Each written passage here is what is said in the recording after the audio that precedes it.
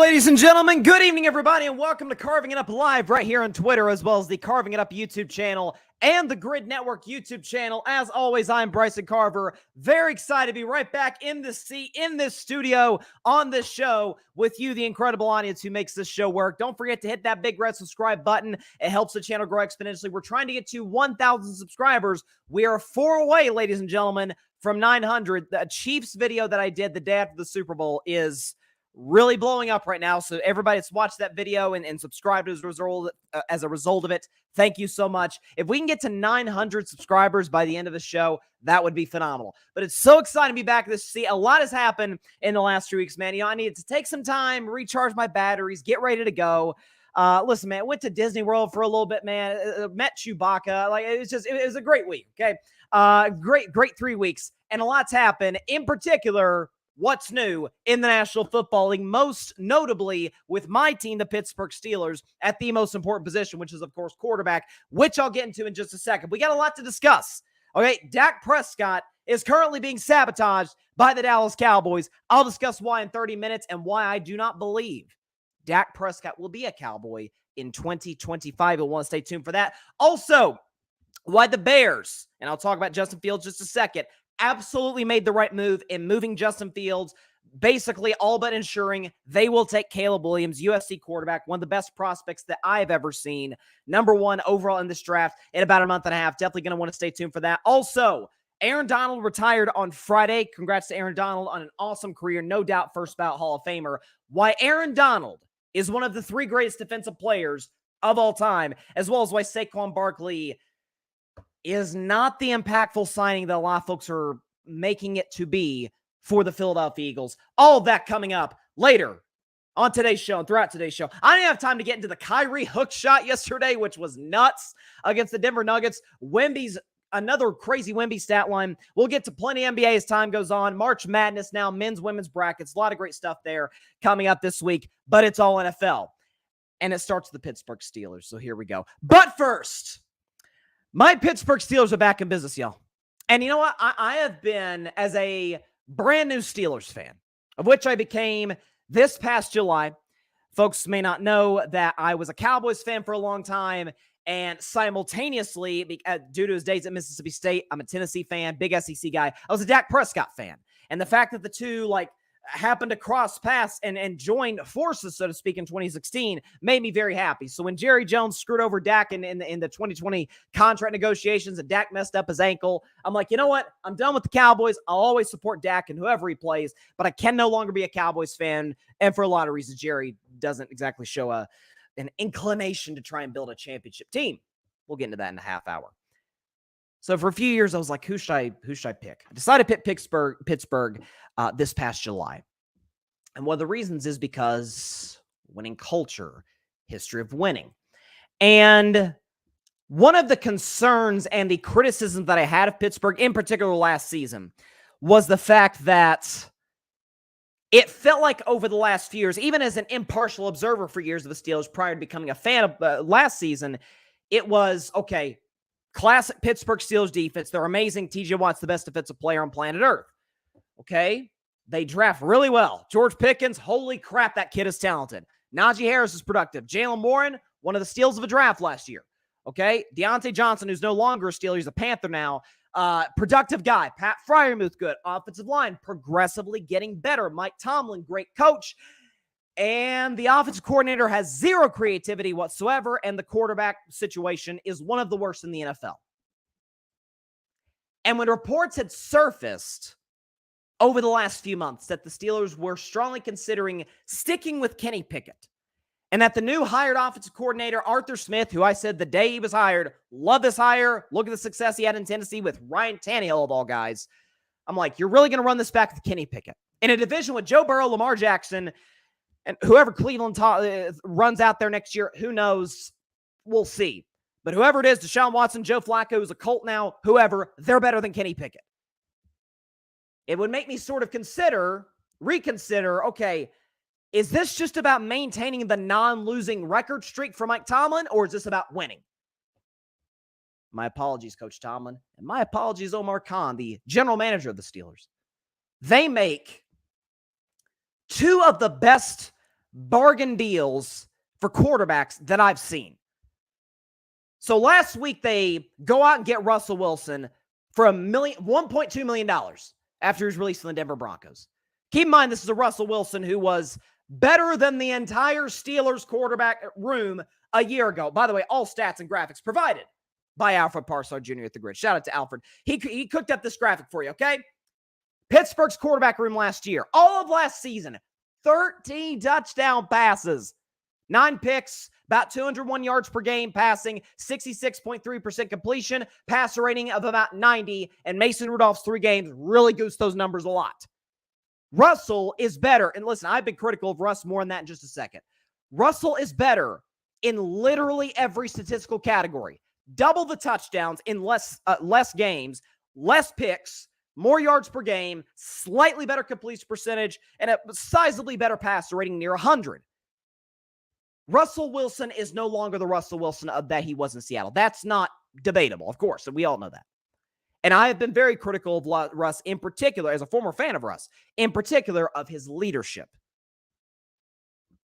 He doesn't have to be the leader in Pittsburgh, nor does he really even have to be the driving force of the offense.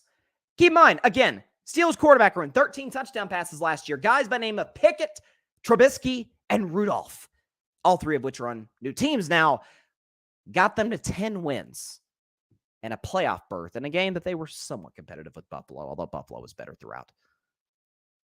10 wins in the AFC North. Now, Burrow went down, I understand that, but that Cleveland defense, Pittsburgh won a game against them, swept Baltimore. Number 1 seed in the NFL, in the AFC. MVP of the league, Lamar Jackson, John Harbaugh, great roster, swept the Baltimore Ravens. Got wins over good playoff teams and solid playoff contenders throughout the year. With great defense, situational offense in the fourth quarter, with objectively awful quarterback play. So now you go from the worst quarterback room in football to a Russell Wilson who certainly while no longer elite, we saw now that he's separated from Nathaniel Hackett, he's not the bad quarterback that he was in 2022. Is it possible Russell Wilson can be the 16th, 17th best quarterback in the NFL? And you would say, Bryson, that's not exactly great. Are you winning Super Bowls? Of course you're not winning Super Bowls if Russell Wilson's your starter, unless your roster is like San Francisco. But if you can win 10 games with 3 backup quarterbacks starting for you for 17 games, 18 games, if you want to include the playoff loss to Buffalo, you mean to tell me they can't get to 11 and, dare I say, if they get the right matchup, a playoff win with Russell Wilson?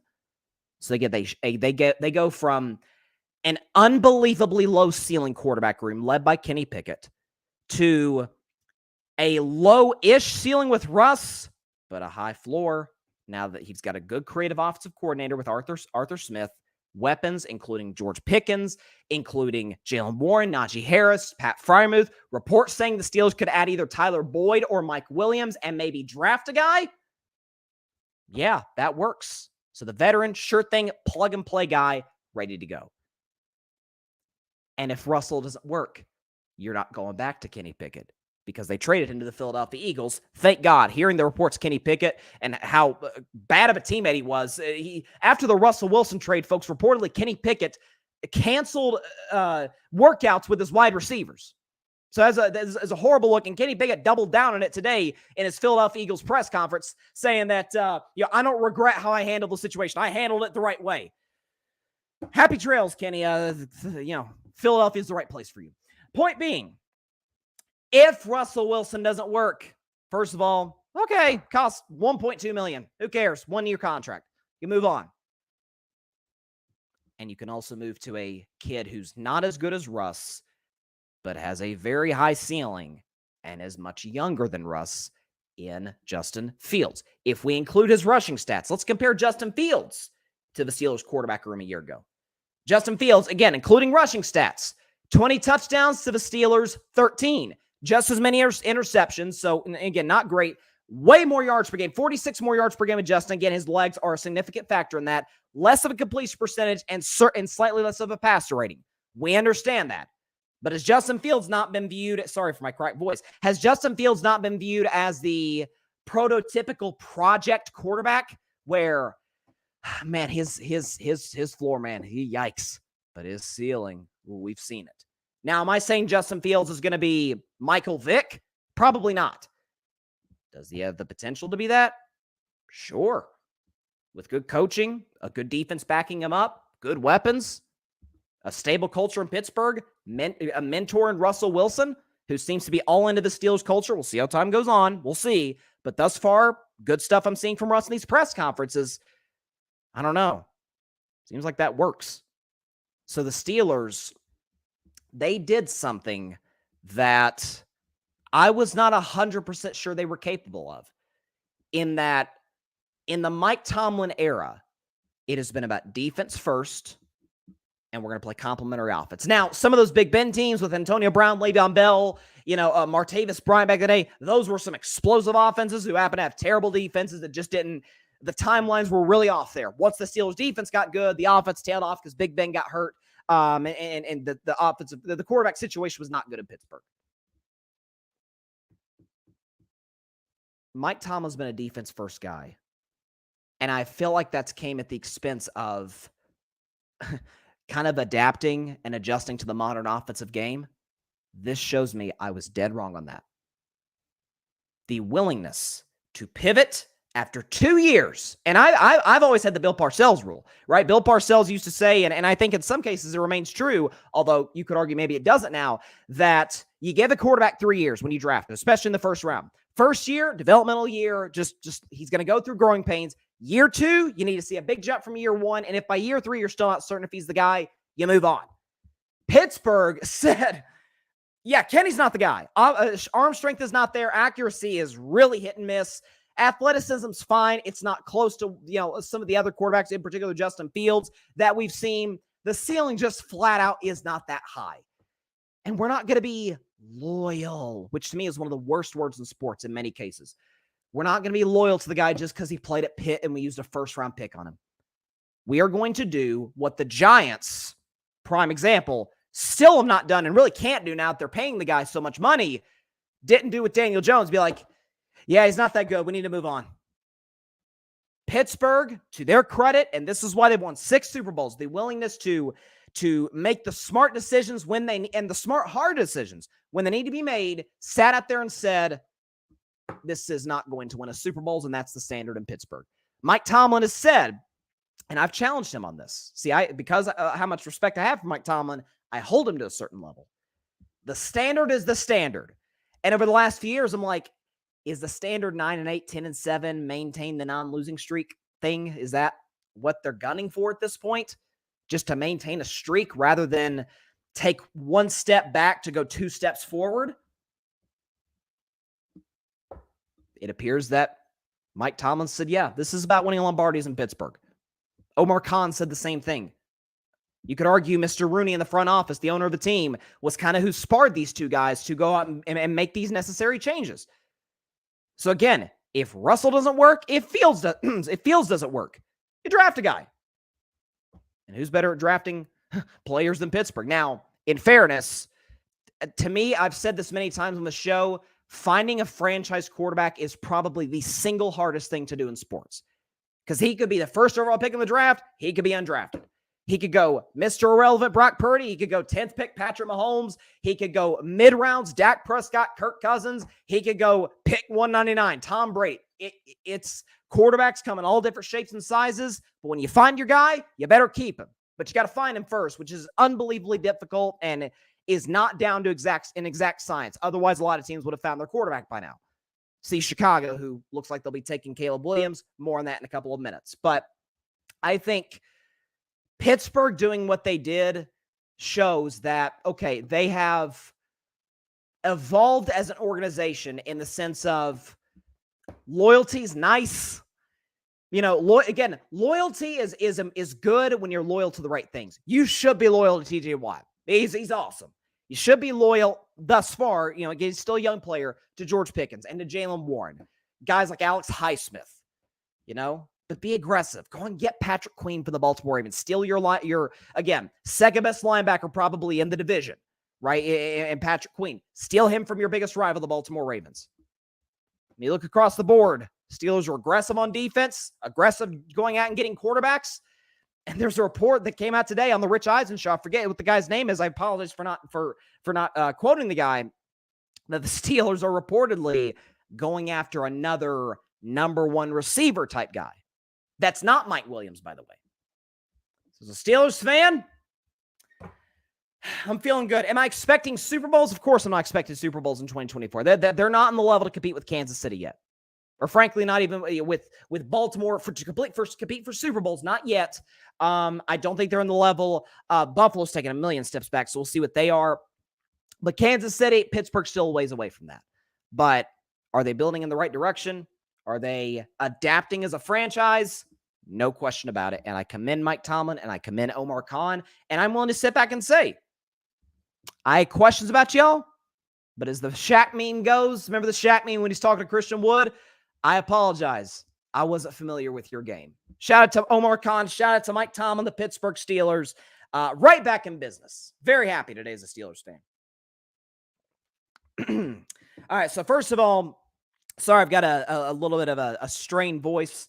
A lot of times I like to go outside and run. It's a little chilly today, so it's kind of messing my voice a little bit. Everybody, feel free to chime in the comment section. Let me know what you think about each and every topic. We're trying to get to 900 subscribers by the end of today's show. We're at 896. If we could just get 4 more subscribers by the end of the show, that'd be awesome. So if you have not subscribed, go ahead, hit that big red subscribe button. We would appreciate it greatly. If you have subscribed, reach out to anybody else who hasn't. Tell them, hey, Carving Up Live, it's on right now. Hit that big red subscribe button. Help the channel grow exponentially and grow this family, this community of Carving It Up Live. We greatly appreciate it. And by the way, while you're at it, subscribe to the Grid Network.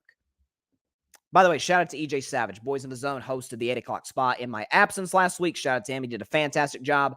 EJ Boys in the Zone. You can catch his show multiple. He joined the Grid Network a few months ago, and has just been excellent. So shout out to him. He did a fantastic job hosting the show.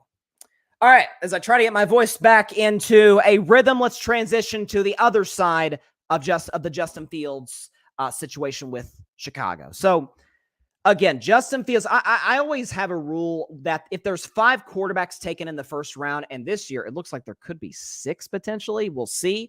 But if there's 5 quarterbacks taken the first round, generally 2 are home runs, 1 is fine, but doesn't quite live up to being in the first round pick that he was, and 2 are straight up busts. Like 2018 to me is the prime example. Josh Allen, Lamar Jackson, home run, absolute. Teams are thanking their lucky stars that they took those 2 guys. Cleveland, now, again, Baker has been successful, just not with the team that drafted him, although he did have some success in 2018 and 20 with the Browns. But Baker has not lived up to being the first overall pick, but he's still been productive. He did get Tampa to the playoffs last year. Baker had a really good season. By the way, more than earned the contract that he got from Tampa Bay. 3 years, $100 million. Congratulations to Baker Mayfield. And the other 2 guys, Sam Darnold, Josh Rosen, straight up bust. Josh Rosen was abysmal. Sam Darnold's a backup. And I like Sam Darnold a lot, by the way. I really did. I thought he'd pan out. He did not. 2021, I thought it was going to be that. I love Trevor Lawrence, still do. I loved Trey Lance. Not sure. I mean, if you can't work in the Kyle Shanahan system where basically everybody works, I'm a little concerned about your development, but we'll see. And I thought there'd be 2 busts, and I was right on both. Zach Wilson, Mac Jones, both are not going to be at their teams next year. Mac has been horrendous. Zach Wilson, you could say the same thing about. And I said Justin Fields would be the guy who would be productive, but not live up to being a first-round draft pick. I think I've been right on that. Okay, his record is not anything to go crazy about. He's well below 500 in his career. Numbers are good. Rushing numbers are excellent. Again, yards per carry, stellar. Touchdowns, good numbers across the board for Justin Fields. He needed a change of scenery, and the Chicago Bears needed an upgrade at quarterback, especially when you consider sometimes when you're stuck in the middle, and Justin Fields, we would consider, I think, the mid to lower level tier of starting quarterbacks in the NFL. He's certainly not top 10. Nobody would argue that. I don't think he's top 15 either. 19th, 21st best quarterback. You can make a case for that. Chicago has an opportunity to take a guy in Caleb Williams, who is one of the greatest prospects that we've ever seen in the history of the NFL draft. what's his name? Joel Klatt. I did a segment on this right before I went on break. Joel Klatt, who's one of the premier college football analysts that there is, I think he's excellent, ranked Caleb Williams as the best prospect he's seen since 2012. And I did a segment. I completely agree. Arm strength, arm angles, mobility, strength. Again, size isn't crazy, but it's not crazy with Mahomes either. And I think Patrick Mahomes has panned out okay. And Caleb Williams, again, a down season. Oh my God, Caleb took a really big step back. Folks, he threw 41 touchdown passes last year. He wasn't that bad. And by the way, just about every quarterback that works with Lincoln Riley works in the NFL. So all of that said, the Chicago Bears, just like the Steelers made the right move and upgraded from Kenny Pickett, the Chicago Bears undeniably made the right decision, moving on from Justin Fields, getting Caleb Williams. First and foremost, from a financial standpoint, you reset your clock from the salary cap, right? So now you go from paying Justin Fields nothing to where after this year, fifth-year option, you may have to make a decision. Now with Caleb Williams, you don't have to pay him for 3 years. You get 2 to 3 years to figure out, is he the guy? Is he the future? Is he the type of dude to take the Chicago Bears back to prominence? Justin Fields, like him, I think he could work in Pittsburgh. My hopes aren't sky. Could work. Potential's there. He didn't work in Chicago. So they moved on. They were tired of being solid. They're shooting for the moon. The fact of the matter is, when you have the first overall pick of the draft via the Carolina Panthers, you have to take this kid. This isn't a draft like 2022, which is Warren Sharp, who's the premier analytics guy in the NFL. Shout out to Warren Sharp. He did a breakdown a couple weeks ago of the 2022 quarterback draft, and it's one of the worst we've ever seen. It's been horrendous. Kenny Pickett, disaster, bust, out of Pittsburgh after 2 years. Malik Willis in Tennessee, who I actually liked, by the way, out of Liberty, third-string quarterback with the Titans. Desmond Ridder, traded. Really the only guy that's panned out in the 2022 draft is Brock Purdy, Mr. Irrelevant. Like, that's been the only guy we could say, oh, yeah, that was a good pick by San Francisco. That's it. And so this isn't one of those drafts where it's like the best quarterback prospect is Kenny Pickett. In that case, you stick with Justin Fields. But I've heard the argument for the Caleb Williams skeptics. One of the arguments I've heard is, man, if you could trade the first overall pick, man, you get a haul for it, not just because it is the first pick, but who the first pick will be, because a lot of teams love Caleb Williams, rightfully so.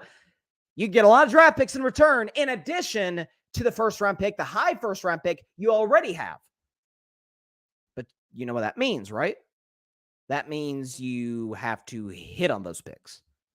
Hit on multiple picks as opposed to hitting on one. One pick. Again, ask the Kansas City Chiefs. Ask the Cincinnati Bengals. Ask the Colts in 98. Okay, ask these teams that have taken quarterbacks number one overall how that's panned out for them. Not all of them, but I'm talking about the ones that have worked in the NFL. If they went back and traded the first overall pick to get multiple picks and multiple players. Listen, folks, I've said it since 2021, and it's as true as ever today.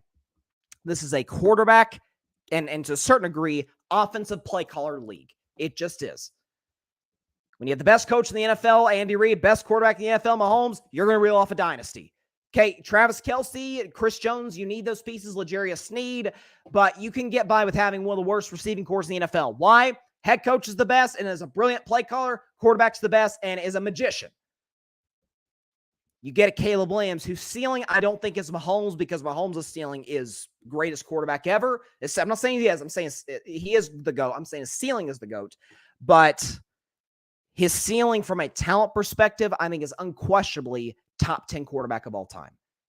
That's not, and I really like Justin Fields, I should say. That's simply not his ceiling.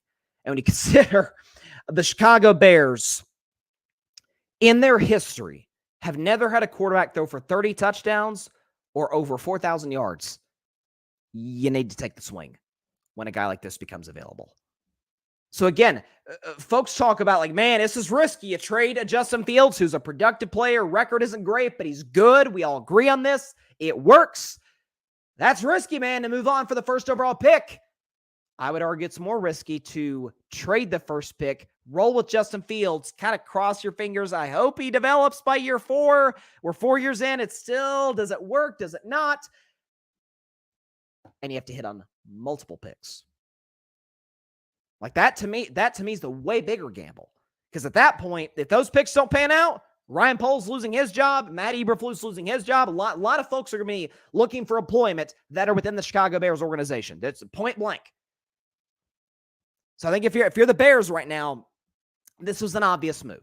This was an absolute obvious move. Now, in terms of the return they got for Justin Fields, a 6th-round pick that could be converted into a 4th-round pick if Justin plays 51% of the team snaps in Pittsburgh, which I doubt is the case. I get why folks are like, man, you couldn't have gotten more for that. But I also, maybe I'm reaching on this, but to a certain degree, really respect the Chicago Bears, who historically have not been the best run organization, at least in the Super Bowl era, they haven't. But they put out the statement. It was Ryan Poles that put out the statement that said, or the reports that came out said, that the Bears had better offers from other teams, but wanted a place where they felt like Justin Fields could succeed. And because Pittsburgh is the stable organization that they are, they felt like that could potentially work. If that's the case, kudos to the Chicago Bears. And that's a really good look for potential free agents in the future, draft picks, guys who could be free agents, who the Bears want to keep. That's a good look for not for Justin Fields, but for the Chicago Bears front office and organization. That, hey, we are going to be a team that swings for the fences, going out and trading our good quarterback to get a potentially awesome one, while also doing right by that player. Because by all accounts, Justin Fields was well-liked in the locker room. The fans loved him in Chicago. He held a certain level of respect within the city, within the franchise. They liked Justin Fields. They love Caleb Williams. But that don't mean they're going to screw over the guy they like. I get business is business, and some hard decisions need to be made in certain instances. But in this case, unless they had an offer that absolutely blew them out of the water, like if some team offered like a 2nd-round pick for Justin Fields, like that'd have been like, okay, we need to get the 2nd-round pick. Outside of that, let's do right by the kid. Get an extra asset, 6th-round pick that could become a 4th-round pick. We'll cross our fingers that Justin plays for the Steelers this year and get an extra draft pick. We'll see for 2025, that is. So, but I think oftentimes we look for the winner in these trades. I think both teams won. The Steelers are going for a guy who has high upside at quarterback and moving on from a guy who not only is a bad locker room guy in Kenny Pickett, according to multiple reports and multiple instances from last season and this offseason, but a guy who's moving on from that, for a very low upside, bad teammate to a guy who's a good teammate with way higher upside, lower floor, but higher ceiling. And for the Chicago Bears, we got a chance to draft the best quarterback prospect since Andrew Luck. You don't pass that up. You simply don't. So shout out to both franchises. I think both will be better for it in the end.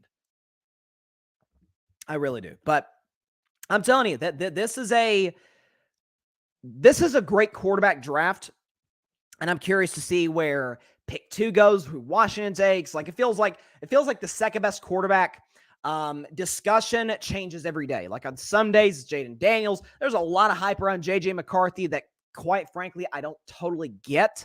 I like JJ. He showed me some clutch gene in the playoff win against Alabama. And to a certain degree against Ohio State, although that was mostly led by Blake Corum in the run game. But there's some signs there. I just don't think he's first round pick worthy. Drake May, again, is a potential 2nd overall pick. Like this build up over the next month and a half is going to be really fun. Because Caleb is like the Bears trading Justin Fields makes the number 1 pick a formality. Like they like the Vegas odds, the Bears are like minus 4,000 to take Justin Fields. So basically a guarantee, just translation for those that don't gamble. That's basically a guarantee that they're going to take Justin. I'm sorry, so take Caleb, by the way, is what I meant. 2nd pick with Washington from there. Who knows? That's going to be really fun. And by the way, the wide receiver depth in this draft is crazy, led by Marvin Harrison Jr., of course, who is just incredible. I think, to me, Caleb is the best player in this draft. I think Marvin Harrison has the best chance to succeed. Like if Marvin Harrison Jr. goes to a team where either their quarterback is set in stone, they feel pretty good about, excuse me, like let's say Marvin Harrison Jr. goes to the Arizona Cardinals. Well, that could be a little bit lethal with him and Kyler Murray. Like that could potentially work. But we'll see. Sorry to cough there a second. Like I said, my voice is a little bit compromised today because, like I said, running outside in the cold weather isn't always the best for your vocal cords. But nonetheless, here we go. Transitioning now, man, this team, I'll tell you what, they never cease to provide content, and I respect the heck out of them for that. Let's talk about America's team. How about them Cowboys? Yeah! How about them Cowboys and the all-in Cowboys? Jerry Jones talked about prior to the offseason, the Dallas Cowboys were going to go all in. Now, I said on this show that I didn't buy that an ounce of that. I thought it was complete BS. Jerry Jones in the Dak era, heck, kind of in the Romo era outside of the TO signing, has never been an aggressive GM/owner, at least in the 21st century. And so this idea that all of a sudden a Jerry Jones who's been abiding by the same formula for 2.5 decades, almost 3 decades, is all of a sudden just going to flip on a dime because of a bad playoff loss. Jerry's seen a lot of bad playoff losses and hasn't changed anything. So this idea that he was all of a sudden going to change was I don't think he really fooled anybody, but nonetheless, it was an absurd statement to make. And I don't think I've ever seen anything like this by a franchise since the Indianapolis Colts. Now, that to me was a more egregious instance of sabotaging your quarterback in Andrew Luck, because you draft this generational talent from Stanford, number 1 overall in 2012. You get him a bunch of receivers, and that's about it. Coaching staff, defense, offensive line, one of the worst in the league, and Andrew Luck played 7 years in the NFL and retired. Like and it took, I remember I'll never forget the game in 2015 when Andrew Luck played against the Broncos with a lacerated kidney. That's the kind of hits he was taking with that horrendous offensive line in front of him. The Colts played dearly for it. The Colts have not always been terribly well run under Irsay. That's, to me, is a very similar situation with the Cowboys and Dak Prescott. So I saw this, and it's funny, Pro Football Focus posted this today. It's funny they posted this today. The top 10 highest paid quarterbacks in the NFL. I bring this up before I even read the list of the names. I bring this up because one of the major excuses I hear with why Dallas can't succeed and why, Dak Prescott, he makes too much money. You can't bring anybody in, it's just, he wrecks the salary cap. Well, first of all, Dak Prescott made barely $1 million, if that, some years, his rookie contract, and the Cowboys did literally nothing in free agency to add to the team. Nothing. Only major move they made was Amari Cooper, who was on his rookie contract. By the way, wasn't that good with the Raiders the year they traded for him? Dak turned Amari Cooper into a productive player. But look at the other quarterbacks, some of the higher paid guys in the NFL. Joe Burrow, highest paid quarterback. So the Bengals have had to peel off some of the roster, or at least a lot of the roster. Okay, Mixon's gone. DJ Reader's gone. They're losing offensive linemen. They'll keep Jamar Chase. So Bengals will put to the side. Justin Herbert, Chargers. They've lost some talent as well, but it's Jim Harbaugh. I kind of trust him. Lamar Jackson makes $52 million a year. I don't know. The Ravens just signed Derrick Henry. That feels big. Jalen Hurts makes $51 million. I don't know. The Eagles have brought in C.J. Gardner-Johnson back, who was pretty darn productive during their Super Bowl run 2 years ago. They brought in Saquon Barkley. While I don't like the signing, and I'll get into that in 15 minutes, they at least did have to spend the money to bring him in. They've been aggressive. Kyler Murray, Cardinals have never been a major free agent destination anyway. Put that to the side. Deshaun Watson, $46 million. Yikes. Kansas City, $45 million from Mahomes, biggest bargain in the NFL, given what he gives them. Oh, they go out and get Hollywood Brown. Oh, they retain Chris Jones. Oh, they may still keep L'Jarius Sneed. They are spending money. All these high-paid quarterbacks. Dak Prescott, 10th highest quarterback in the NFL, $40 million, tied with Stafford and Daniel Jones. That is a horrible contract for Daniel Jones. This idea that Dallas cannot build a roster with a Dak Prescott, who on average makes $40 million, but is going to make about $59-ish million this year, biggest cap hit in the NFL, is lunacy. But why are the Cowboys sabotaging Dak Prescott, you ask? Well, I'm glad you did ask. So, a major way to fix some of the Dallas Cowboys' woes in terms of their ability to bring in legit talent free up the salary cap a bit, which, by the way, got bigger, demonstrably bigger this offseason because the revenue the league brought in, is extend him and be able to structure the contract in a way where it frees up some of the salary cap to bring in guys or retain key guys, which they're not doing, and it's resulting in them becoming a mid-tier football team. That's what the Dallas Cowboys are today. They're a I won't say an average football team. I wouldn't go that far, but if I had to rank teams in the NFC, I mean, just go division by division. Detroit's undeniably better than Dallas. I'm sorry, they're better than Dallas. Green Bay, heck, we saw Dallas with some of their key players in the playoffs. We saw what Green Bay did. Green Bay's better than Dallas. Okay, they are. Chicago, I think, could be better than Dallas, given the moves they've made and drafting Caleb Williams. Look at the NFC East. Philadelphia certainly has the better roster, and the problem is their coach is awful and their offensive coordinator is awful. So we'll see what happens there. The Philadelphia certainly has a better roster. Okay, look at the NFC West. Nobody's going to argue Dallas is better than San Francisco. Nobody. The Rams, I think, are absolutely better than Dallas. You saw the streak the Rams got on at the end. They've drafted very well. Now, they did lose Aaron Donald, who I'll talk about at the end of the show. That's a colossal loss, but offensively, they're in good shape. They have good young talented players on defense. They should be good to go, assuming Stafford's healthy. That's the key. Sean McVay's an awesome head coach. So Dallas is in NFC South. Atlanta, you could argue, is better, but I don't particularly buy Atlanta. So Dallas is the 5th, 6th best team in the NFC. If that, they're certainly not the 5th or 6th best roster. Dak and CeeDee Lamb and Micah Parsons elevate them to a certain degree, but ask yourself, what are the Cowboys without CeeDee Lamb at wide receiver? Brandon Cooks, Jalen Tolbert. Jake Ferguson I like. He's productive. He's not special. Rico Dowdle at running back. I mean, Luke Schoonmaker. Like this is Dallas. Release Michael Gallup, which they should if he's not a productive player anymore.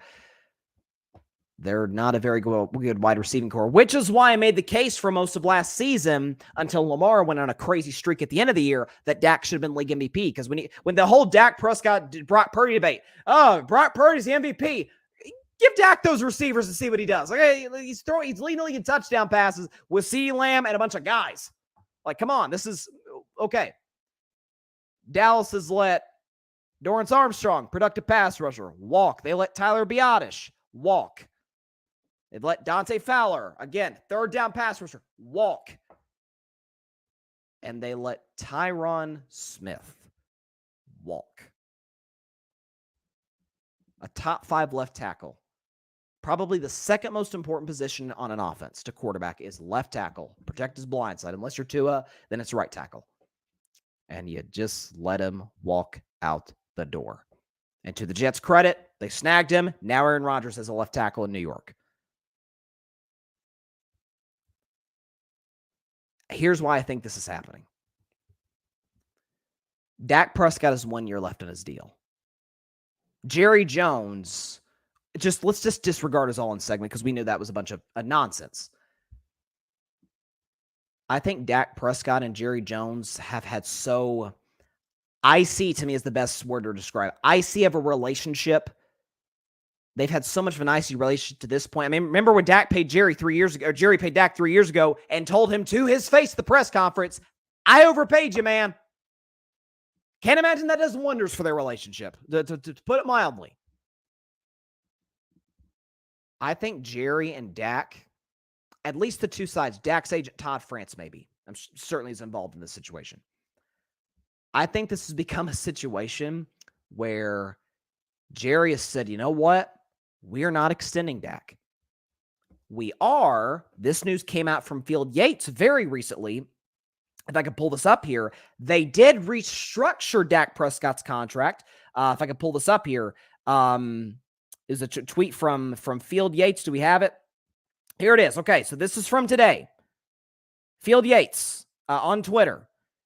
The Cowboys convert a $5 million roster bonus due to quarterback Dak Prescott on Sunday into a signing bonus, creating $4 million in salary cap space in 2024. The move reduces Prescott's salary cap number to $55.455 million, while the 2 extra void years were added to the deal for cap purposes. This does not prevent the team and Prescott from further negotiating a long-term extension, but provides Dallas with immediate salary cap relief. Well, as I talked about earlier, you can give yourself further salary cap relief if you extend Dak.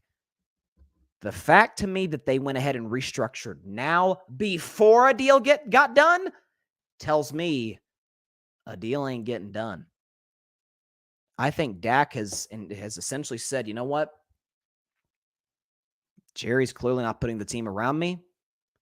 I'm going to bet on myself. I'm going to play great this year. Our season will end however the heck it ends, probably in the divisional round. And I'm going to leave and get a bunch of money to a team that's willing to put a contender around me. And for the record, that could be a lot of teams next year, most notably, and I'm telling you, people are going to think I'm crazy when I say this. If the San Francisco 49ers lose to Detroit in the NFC title game, which they very nearly did last year, or they get to the Super Bowl, run into Kansas City again, lose again because their quarterback is not capable of going throw for throw with Patrick Mahomes, despite having the best set of weapons in all football and one of the best offensive coaches, mind you, and a great defense. You don't think the 49ers in a year when they would probably be forced to pay Brock Purdy because he'd only have 1 year left on his deal, sit up there and say, you know what? George Kittle's not getting any younger. Neither is Deebo Samuel. Those hits are adding up. Trent Williams getting up there in age. We could sign Dak to like a 3-year deal, compete for a Super Bowl for 2 of those, and then worry about what we're going to do in year 3. Because Brock Purdy, while good, is objectively not better than Dak Prescott. Their numbers last year were almost identical, with Dak having 1 elite player, CeeDee Lamb, and Purdy having 4 of them. McCaffrey, Ayuk, Deebo, Kittle. I think Dak's going to play this year out. Jerry is going to, I think Jerry is and this is, I think, a horrible decision by Jerry, but I think this is what he's going to do. He's letting these guys walk. This is a soft rebuild year in 2024 for Dallas. That will then go into a full rebuild next year. Now, whether they go with Trey Lance, which to me would be a big mistake, because if Trey Lance can't work with Kyle Shanahan, I'm not sure who he can work with. Dallas will probably, if they're smart, draft a quarterback in 2025, and Dak will leave to a true contender, a smart front office, and a legitimate,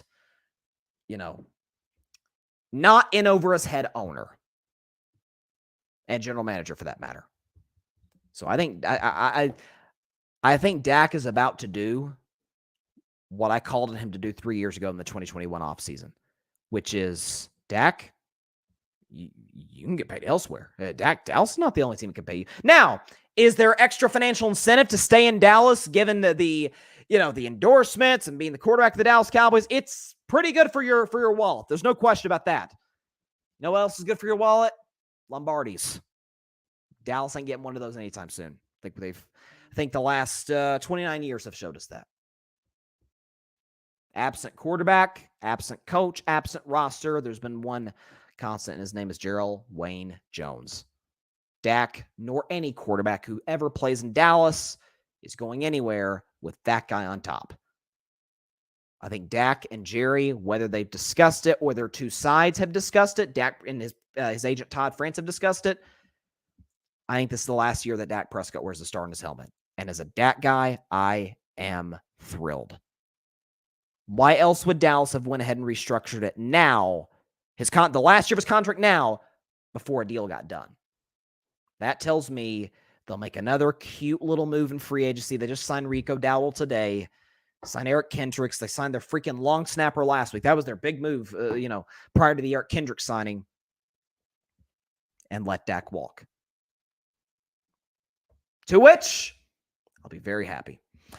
Let's see. Here it is. Here he is, the Dak hater himself. Barry Grant Jr., All Even Podcast. Shout out to Barry. Give me Arch Manning. Well, problem is, Barry, Arch Manning will not be eligible in 2025. But he says, give me Arch Manning. It's time to wipe the slate clean of Dak. I'm done with him.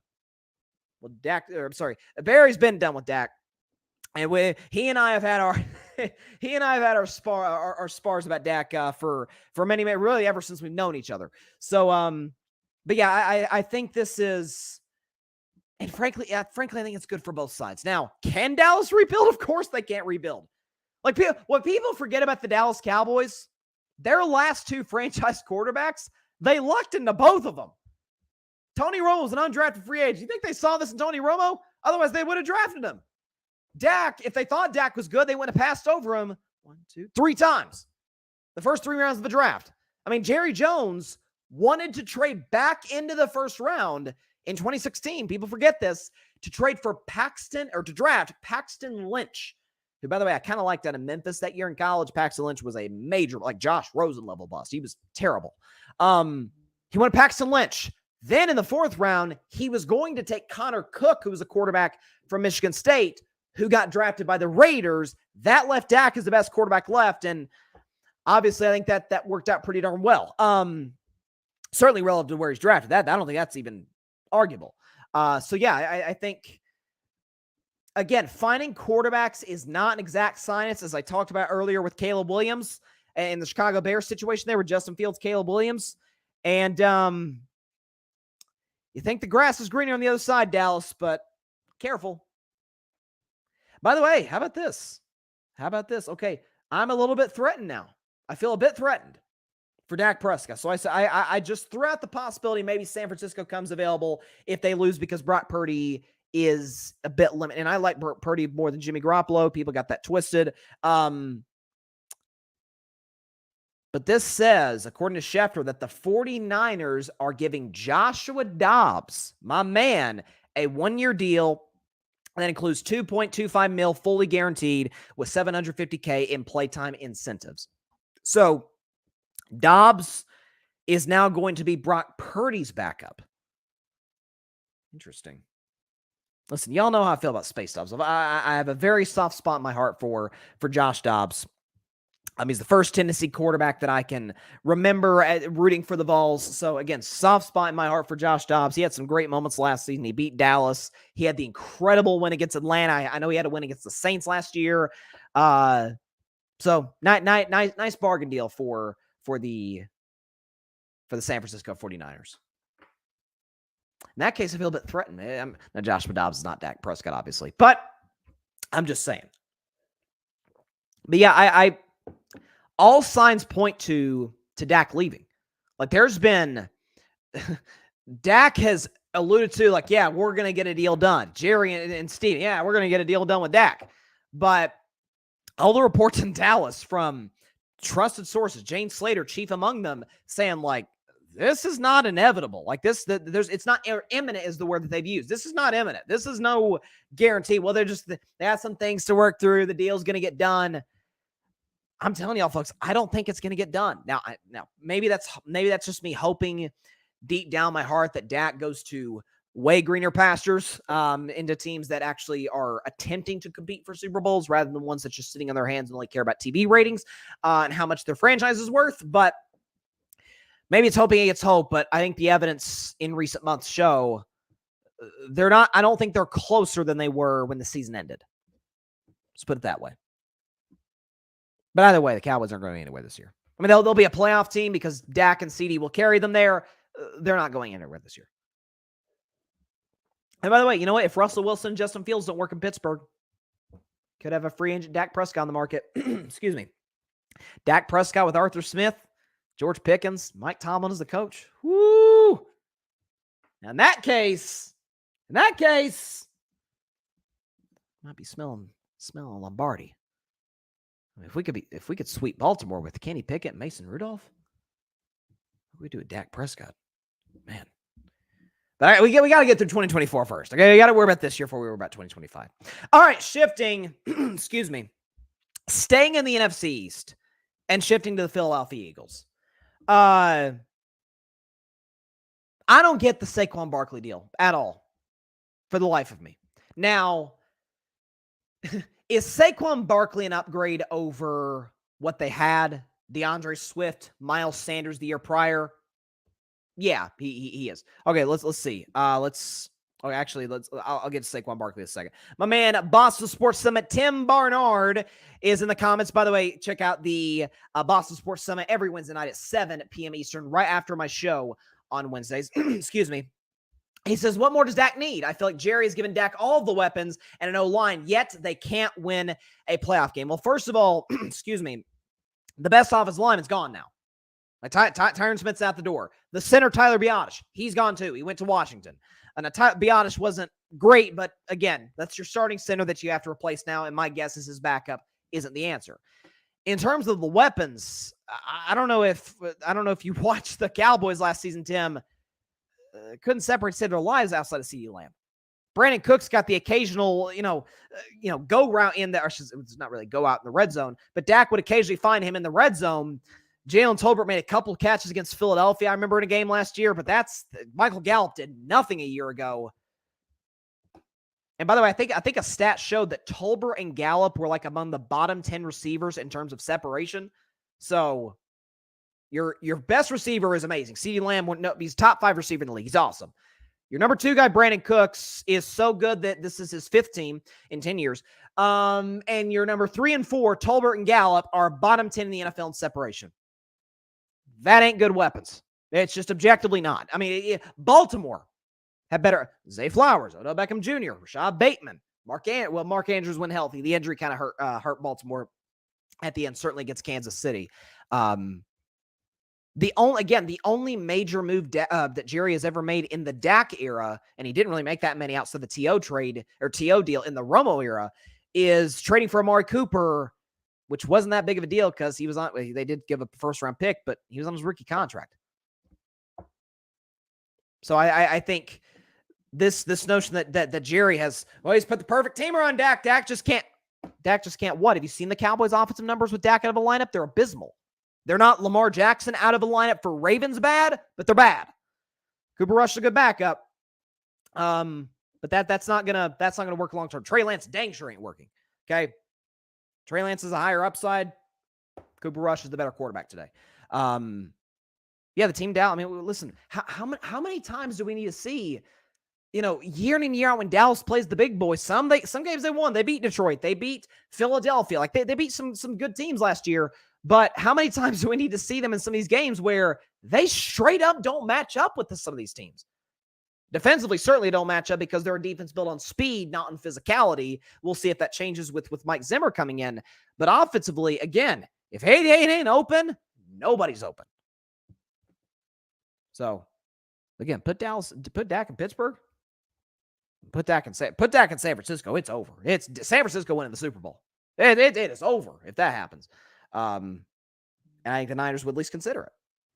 And they would. So we'll see. Let's see. This is according to Dov Kleiman, who's a good source on all things NFL. He says the 49ers wanted the 17th overall pick and Zay Jones from the Jaguars for Brandon Ayuk. Interesting. And Ayuk, I think he may leave. I think he probably stays. I don't know. My guess is Ayuk probably stays in San Francisco. They'd have to really be. Again, they're paying Purdy nothing, so that helps. But they'd have to be really.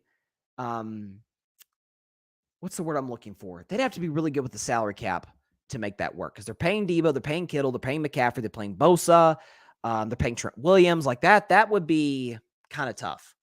So he could walk, but something in me tells me Ayuk is going to be a 49er next year, but we'll see. We'll see if it's in a long-term deal or not, because T. Higgins is staying in Cincinnati, but it's the franchise tag. So only time will tell. Now, transitioning back to, again, NFC East, Philadelphia Eagles, Saquon Barkley. Excuse me. I don't get the deal at all. Don't get the deal at all. So Philadelphia was a team that came in last year with Super Bowl level expectations. I mean, after all, excuse me, y'all, voice is giving me real problems today. Philadelphia came into last season with Super Bowl expectations. They were a field goal away from winning the Super Bowl. Obviously, Mahomes led the Chiefs down the field, pulled a great Patrick Mahomes classic comeback to win the game. And Philadelphia comes in the last year, the 1 seed, they start 10-1. Jalen Hurts is an MVP candidate for the second year in a row. And then they absolutely flounder down the stretch because of a defense that from the start of last season, which I rang the alarm bell. When Mac Jones went off against the Philadelphia Eagles in week 1, I'm like, if Mac Jones is going off, and Mac Jones, one of the single worst quarterbacks in all of football, when he went off against Philadelphia, I'm like, oh shoot, this ain't gonna be the defense that we saw in 2022 that led the league in sacks. Like this isn't gonna work. And of course, over the course of the season, and certainly over the last month and a half of the season, they were the single worst defense and really the single worst team in the NFL record-wise. And they were just as good as Carolina, who got the first pick for Chicago to take Caleb Williams. Philadelphia goes out and gets brings back C.J. Gardner-Johnson, which I like, by the way. Okay, C.J. Gardner-Johnson in the limited action he got in Detroit was productive. He was really good in Philadelphia the year they got to the Super Bowl. But the other big move the Eagles make,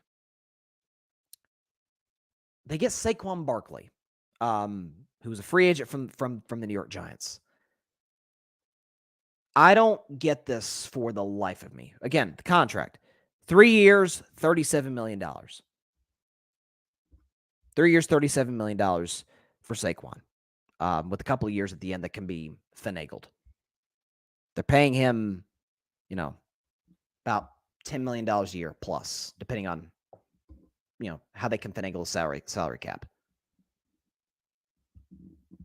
The Eagles had a lot of issues last year. Running the football was not one of them.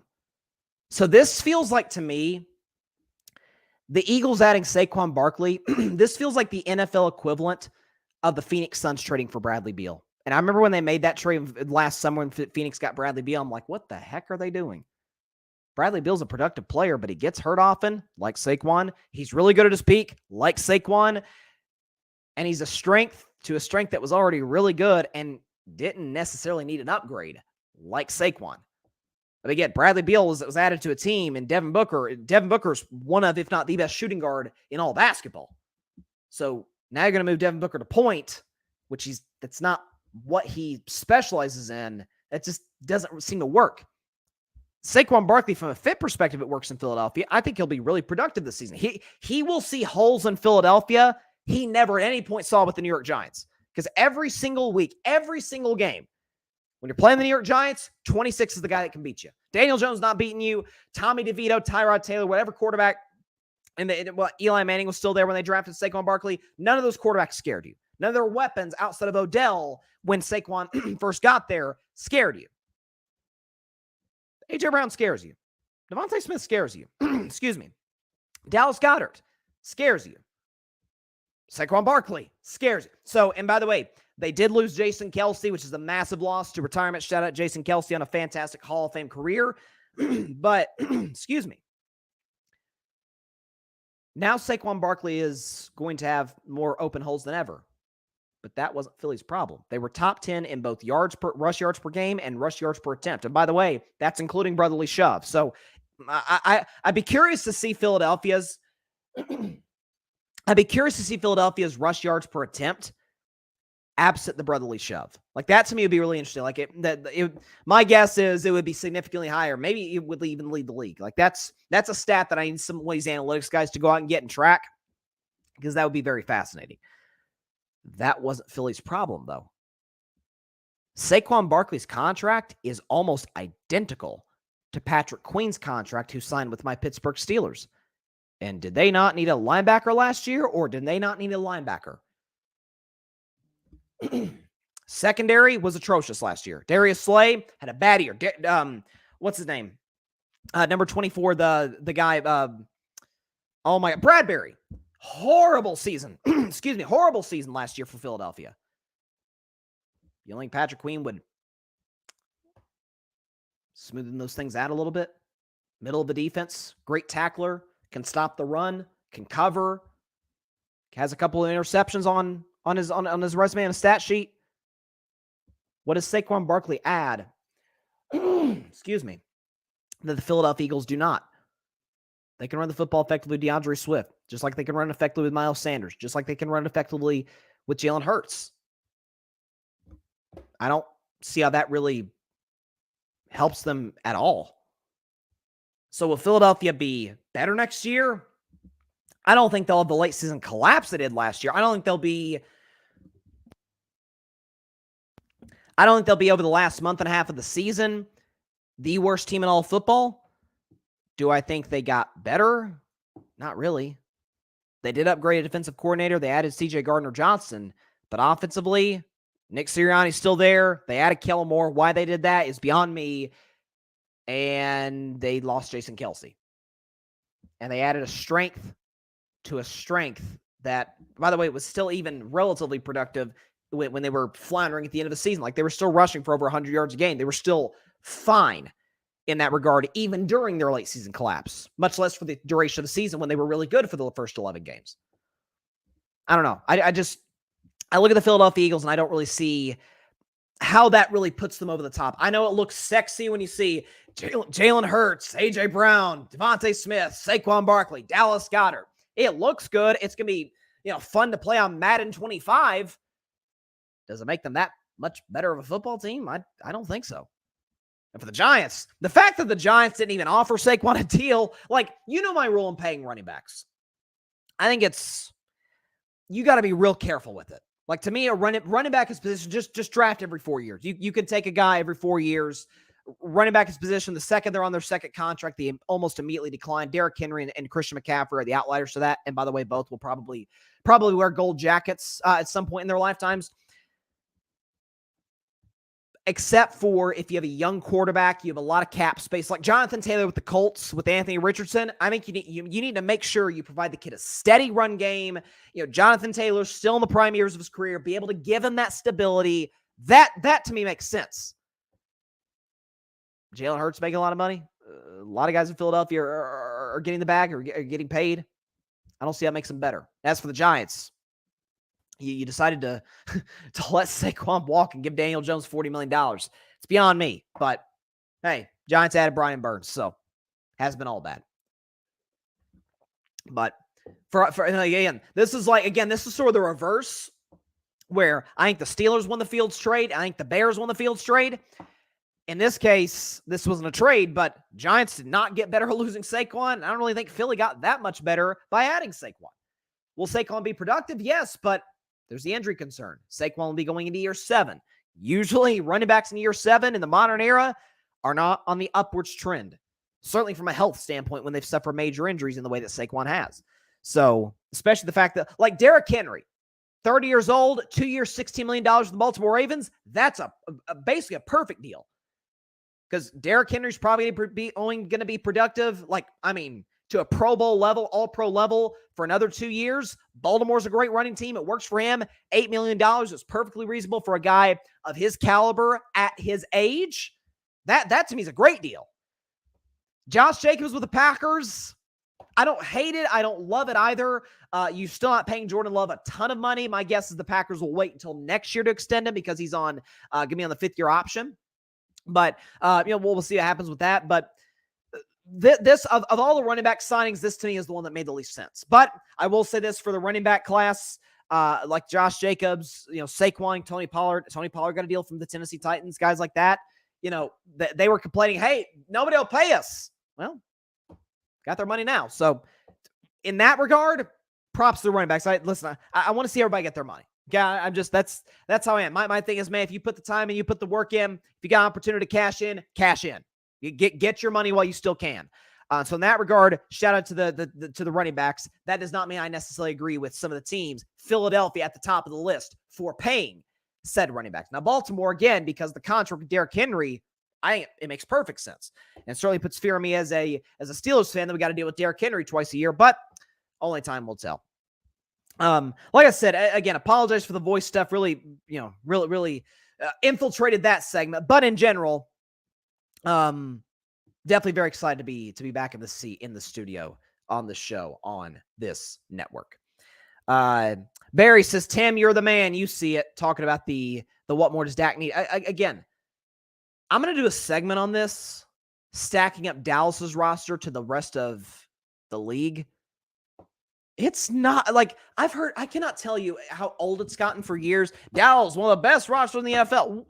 To me, the last time Dallas had an elite roster was 2019, where you had Dak, prime Ezekiel Elliott, prime offensive line. You had Amari Cooper, Michael Gallup pre-injuries. You had Randall Cobb. People forget Randall Cobb was on the Cowboys.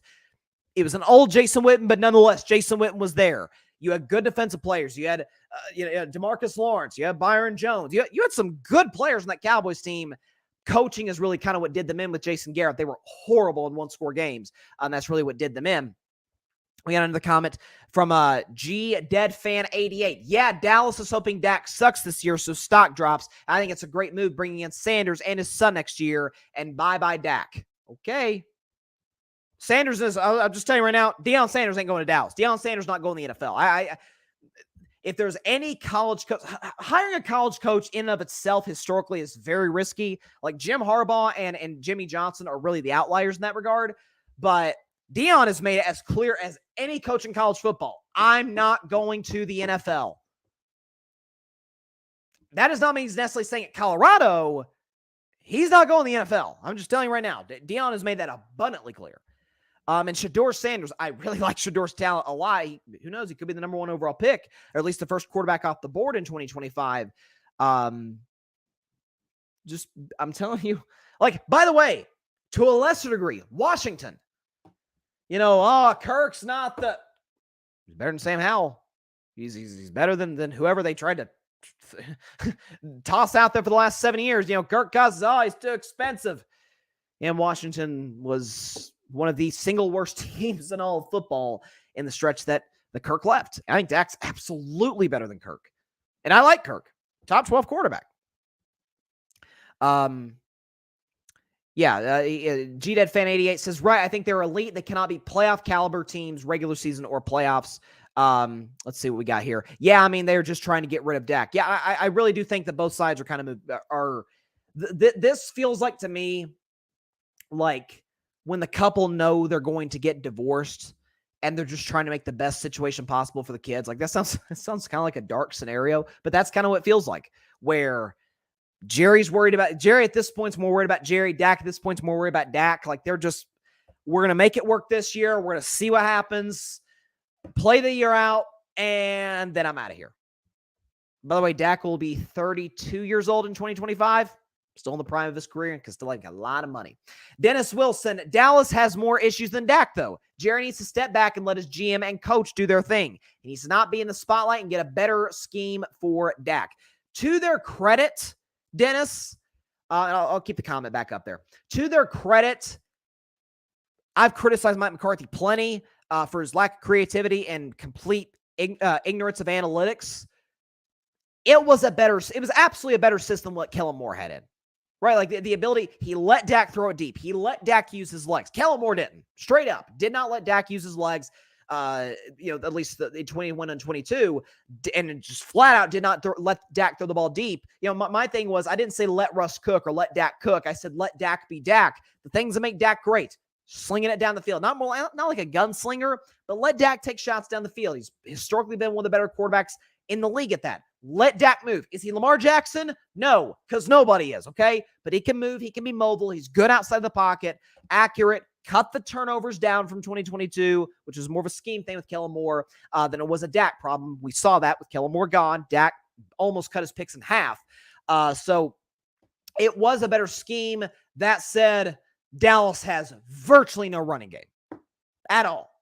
One of the I won't say one of the worst. They were middle of the pack rush of the football. I think they were like 14th or so. Don't quote me on that. And now Tony Pollard's gone. So Dallas at this point is kind of pigeonholed. They probably have to take a running back's third or fourth round, and this is not a good running back draft. So they're in a like. Why they don't go after Derrick Henry's beyond me. 2 years, $16 million. That's it. That's it for a guy Derrick Henry's caliber. I don't know. I'm lost. But you say Jerry needs to step back, let his GM and coach do their thing. Problem is him and the GM are the same guy. And that's the issue. The owner and the GM are the same individual. Same guy. But that's Dallas. That's not a Dak problem. That's not a McCarthy problem. That's not to me. That's not absolving the blame, but this is a problem with Jason Garrett. This is a problem with Tony Romo, Dak Prescott, Mike McCarthy. Throw in Wade Phillips, throw in any Quincy Carter, Drew Bledsoe, throw in any quarterback coach you want. It all stems from the top. And I have said multiple times, I do not think Mahomes would get Dallas further than they've gotten. He probably gets them to 1 Super Bowl. I'm telling y'all, I don't think we take into account, this is not just defensive Dak, this is defensive all Cowboys quarterbacks. I don't think we take into account the complete focus away from football that the Cowboys have relative to every single other franchise in sports. It's unlike anything I've seen. Like football is, I'm not even sure football's secondary. Like it's like 3rd or 4th on the list winning football games. To me, that's a credit to the quarterback. That's a credit to some of the coaches. Excuse me. It's bad. G-Dead fan 88. Right. It's messy down there. That is a fact. Again, so sorry for my voice. It will be better by Wednesday. That I can guarantee you. We got one more segment though. Let me get a drink of water. One of the greatest players of all time stepped away. One of the single greatest football players we've ever seen in our lives retired on Friday. His name is Aaron Donald. He played for 9 years with the Los Angeles Rams, actually 10 years with the Los Angeles Rams. He retired on Friday, basically still not at the absolute peak Aaron Donald that we're used to, but still really, really productive. You know, he was first team All-Pro this year. So first of all, Aaron Donald's going to have a gold jacket in 5 years. Nobody's going to argue that. He's a no doubt first ballot Hall of Famer, the greatest defensive tackle we've ever seen. I don't think that's arguable. I've argued this since the Rams won the Super Bowl 2 years ago, and I certainly argue it today now that his career has come to its conclusion. Aaron Donald's the 3rd greatest defensive player in the history of football. LT's number 1, Deion's number 2, Aaron Donald's number 3. Slightly, and it's inches, not feet, over Reggie White, who I have at 4th. You could argue many others. You could argue Bruce Smith. You could argue Ray Lewis. There's a lot of guys you can consider in that argument, but I don't know if we take into account, I'll do a little statistical comparison. I don't think we take into account just how dominant Aaron Donald is. LT, is universally, like Jerry Rice, universally regarded as the greatest receiver ever. Nobody argues otherwise. As great as Moss was, as great as T.O. was, throwing anybody else, Jerry Rice, the greatest receiver ever. He blows every single receiver out of the water statistically, won multiple Super Bowls, was part of a dynasty. Jerry Rice, the greatest receiver ever. I think a similar case is made for LT, for Lawrence Taylor, right? Didn't lead a dynasty, was part of 2 Super Bowl winning teams with the Giants, won multiple Defensive Player of the Year awards, was one of the greatest pass rushers we've ever seen. Belichick was his defensive coordinator with the Giants, swears by him, even more so than he had Tom Brady, the GOAT. Let's compare LT and Aaron Donald. I think you'll be surprised with just how similar their resumes are. I could put this up again, this graphic, of course, from the great Alfred Parso Jr. Shout out to Alfred. LT, 132.5 sacks, 10 Pro Bowls, 8 first-team All-Pros, 3 Defensive Player of the Years. He won a league MVP in 1986. That's probably never going to be done again by a defensive player. That's just insane. It's crazy. Shout out to LT for that. And won 2 Super Bowls. Aaron Donald, significantly less sacks at 111. But again, consider LT is a natural pass rusher, right? Like came off the edge. Aaron Donald, defensive tackle, interior defensive lineman, got 111 sacks in 10 years. 10 Pro Bowls, just as many as LT. 8 first-team All-Pros, just as many as LT. 3 Defensive Player of the Year awards, just as many as LT. Now, he didn't win an MVP, but again, we'll never see a defensive player win MVP, I think, in my lifetime.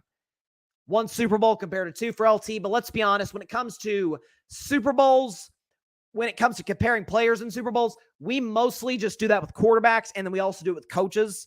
We don't really do we hold against Randy Moss? Man, Randy Moss isn't top 3. Didn't get a ring like Julian Edelman. It's not a shot at Julian Edelman. All-time great playoff performer. All due respect, not Randy Moss. I don't think we hold that against receivers or really any other position outside of quarterback. We also hold against coaches as well. Reggie White was, and Myles Garrett to me is the best modern day example of this. Reggie White made Pro Bowl level, great offensive linemen look like high schoolers, like literally pushed them all over the field almost effortlessly. That's what Aaron Donald, folks. Aaron Donald, we see it all the time from. I follow this account called Bleacher Report Gridiron. They sent me a hoodie years ago. Shout out to Bleacher Report Gridiron. Follow these accounts, NFL, all that, and they post these snapshots of Aaron Donald trying to get to the quarterback, and there's like 3 offensive linemen. I saw one picture. There's 4 offensive linemen on Aaron Donald. So the level of attention that he commanded, and he was still able to put up this kind of stat line, 111 sacks in 10 years as a defensive tackle it's nuts. It's crazy. And by the way, made the Pro Bowl every year of his career. Every single time he made the Pro Bowl. So you can, excuse me, I'm so sorry. You can never at any point say about Aaron Donald, any year of his career, that he wasn't great. There's not that many guys you could say that. Barry Sanders, I don't think Barry ever had any down years. Obviously, we know he retired after 9 seasons in the league. It's a short list of guys you're like, yeah, they never had a down season. Aaron Donald's in that class. Never had a down season. So, again, it's inches, not feet. LT's the greatest defensive player ever. I don't really see anybody passing him because him winning MVP is nuts. I got primetime Deion Sanders number 2, Aaron Donald 3rd, followed by Reggie White and Ray Lewis. Those, to me, are the 5 greatest defensive players ever. You could throw out plenty of names, feel free, but that to me is a resume that is, for a defensive tackle, is unbelievable. Let's see what we got. Dennis Wilson, I think that's why he retired. He knew, so goes out on top instead of diving. Like and there's a level of respect I have for that. Not that I don't respect athletes who continue to play and push, their body to the limits and the longevity and all that. But to do that to be able to retire on top is like, there's a level of satisfaction. Like there's also like, that's, the Tom Brady retirement. Remember the first Tom Brady retirement in 2022? Like, I remember I said at the time when he retired, because I thought he was done. I was obviously incorrect. I'm sorry, we retired in 2021. The 2021 retirement, I thought he was done. I was incorrect. I said, so Tom can now add, I retired, and everybody can say, man, he'd have still been great. Now, Tom was good in 2022 when he came out of retirement. He was not a great quarterback that year, but so you couldn't necessarily say that about Tom Brady. But like Aaron Donald, like, would he not be a Vegas favorite to be a first-team All-Pro next year? Of course he would be. Of course he would be. So it's credit to him. He's unbelievable. And Dennis Wilson says, big reason you can't put Watt, as in J.J. Watt, up there yet. Excuse me. No Super Bowl wins or appearances. Only 1 defensive player of the... No, J.J. Watt got 3 defensive player of the year awards. He got him in 2014, 15. When did he get his 3rd one? It wasn't 2018, was it? I forget when year was. Well, here's the thing with J.J. Watt, though. Injuries plagued his career. Like when J.J. Watt retired a couple years ago, I remember he played for the Cardinals for a little bit. When J.J. Watt retired, it was like, yeah, it's time. Like he's still good. He's still productive, but he's not. Like, guy is unbelievable. Dennis Wilson said, TJ, I wasn't thinking about JJ. Yeah, listen, I'm a Steelers guy. I love TJ Watt. I think he's the first player in NFL history to lead the league in sacks 3 times. I think he's well on his way to a gold jacket level resume. But yeah, I mean, here's the thing about playoff success, because again, LT's got rings, Deion's got rings, Aaron Donald's got 1, Reggie got 1, Ray got 2, Ray Lewis got 2. It's not that we don't hold it against guys necessarily. We don't look at them less than, their careers as less than if they don't win. But all of those guys have signature moments in the playoffs. And TJ really hasn't had the opportunity. I mean, TJ's been in the playoffs twice? No, 3 times. In all 3 cases, the Steelers went out in round 1 to Jacksonville in 17, Cleveland in 20, and... I'm sorry, he's been 4 times. Kansas City in 21, and then Buffalo. Or he didn't play in Buffalo last year, so he has only played 3 times in the playoffs. He hasn't been on a team capable of going on a deep run. So that's a tough thing. GDad Fan 88 says that's crazy coming from the tackle position. It's insane. It's insane. That's why to me he is. like, to me, stats by themselves without context can be misleading. They can be interpreted in many different ways. But when you consider how he got those sacks, like, it makes it all the more impressive. And so definitely shout out to Aaron Donald in a fantastic career. The Rams will definitely miss him next year. I still do believe the Rams are a contender next year to win the NFC. But needless to say, they will miss number 99. And number 99, by the way, will definitely be hanging in the rafters at SoFi Stadium. And let's see, it's 2024 now. So yeah, Aaron Donald will have a gold jacket in 2029. Shout out to Aaron Donald, a great career. And by the way, last thing on Aaron Donald, and I love Cooper Kupp. My man John Rivera, shout out to John Fan Perspective Podcast, famously dubbed Cooper Kupp my twin, and I've wore that ever since. Proudly, by the way, I love Cooper Kupp. I do. The resemblance is, I guess, sort of there. But Aaron Donald should have won Super Bowl MVP against Cincinnati. I will die on that hill. I will go to my grave believing that. Like, when you consider where the Rams were at in that game, where Cincinnati, people forget, that was a tight game at the end of the first half because Odell went down. Cincinnati comes out, first play of the second half, Burrow hits T. Higgins on a bomb, what should have been a pass interference, offensive pass interference on Higgins. But first play of the second half, hits T. Higgins, 75-yard touchdown. Stafford throws a pick that very next drive. All of a sudden, the Bengals got all the momentum. They're the hot team in the playoffs. All the pressures on the Rams. And after that, Aaron Donald literally by himself took the game over. And look, and by the way, made the play at the end that won the Super Bowl. Like, people forget, we don't have the tape of it, but Cincinnati had a fourth down and short. Cincinnati had fourth down and short at about midfield. Jamar Chase was going to waltz into the end zone for what probably would have been a game-winning touchdown, but Cincinnati's offensive line couldn't protect Aaron Donald, and he got to Joe Burrow at the last second to where Burrow had to kind of fling it to really nobody. There's a running back in the area, wasn't able to pull it in. Aaron Donald should win a Super Bowl MVP 3 years ago. As great as Cooper Kupp was in that game, as great as he was, I think Aaron Donald should have won that MVP.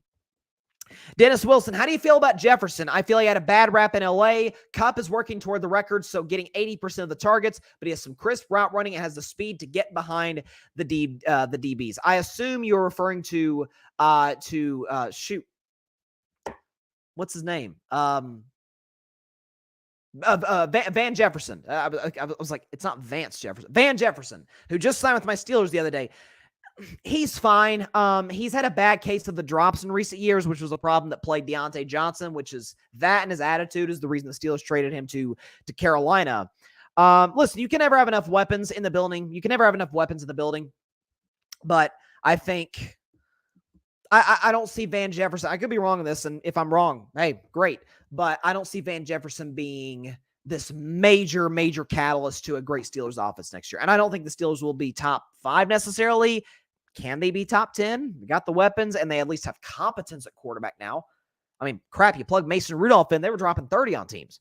Okay, Mason had a passer rating well over 100. Mason Rudolph is not a passer rating over 100 type of guy. And so that kind of shows you can plug basically anybody in now with a smart offensive coordinator, creative offensive play caller in Arthur Smith. We see his history with the Tennessee Titans and Ryan Tannehill, especially with the play action with Derrick Henry. Pittsburgh's going to be demonstrably better on offense next year. That to me is one of the easiest bets in the NFL. Like, if this is a bet that Pittsburgh is going to have like a top 15, top 12 offense, I feel very confident saying that will be the case. All right, first day back. I had a little trouble with my voice, so I apologize for that. But nonetheless, very fun show today. Fun to be back in the studio, back talking about sports. Is what I love to do. I love engaging with you, the audience, in the comment section. Listen, there's nothing that beats. There's nothing that beats doing a live podcast, and y'all made it worthwhile. We're up to 898 subscribers, so 2 away from 900. Hopefully, we can reach that total by Wednesday's show and be only 100 away from 1K, which has been the goal for some time now. So I cannot thank y'all enough for your support of the show. It means the world to me. So just want to extend my love and appreciation to every single one of you. And with that is all the time we have for today's show. Be sure to catch Carving Up Live on Wednesday at 6 p.m. Eastern, 3 p.m. Pacific time right here on Twitter, as well as the Carving It Up YouTube channel and the Grid Network YouTube channel. Of course, be sure to like, share, comment. Take 2 seconds out of your day. Hit that big red subscribe button down there. helps the channel grow exponentially. Again, we're trying to get to 1,000. We're a couple away from 900, so tell a friend to tell a friend if you have subscribed to the show already. If you have not, hey, just takes a couple seconds. Just hit that bigger subscribe button down there. Appreciate it, everybody. All the support in the comments. I see Dennis Wilson. Thanks for the time, Bryson. See you Wednesday. Thank you so much, Dennis. Thank you so much to everybody else who commented.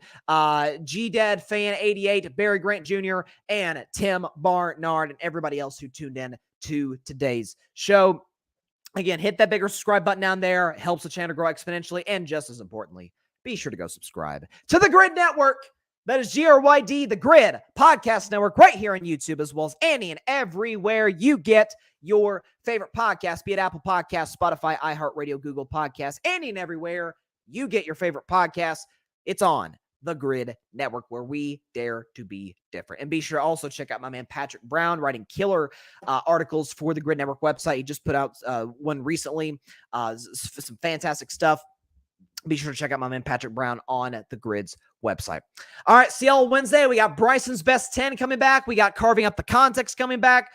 May have a guest. Who knows? Definitely excited for Wednesday's show. We'll have some more NBA, some more NFL draft. It'll be a fun one, no question about that. So see y'all then. Stay safe out there. God bless y'all. Peace out. Steelers are back in business, baby. Thanks so much for watching the show on YouTube, and be sure to go click that big red subscribe button and check out the other clips and full shows from Carving It Up Live, as well as our other incredible content creators here on the Grid Network.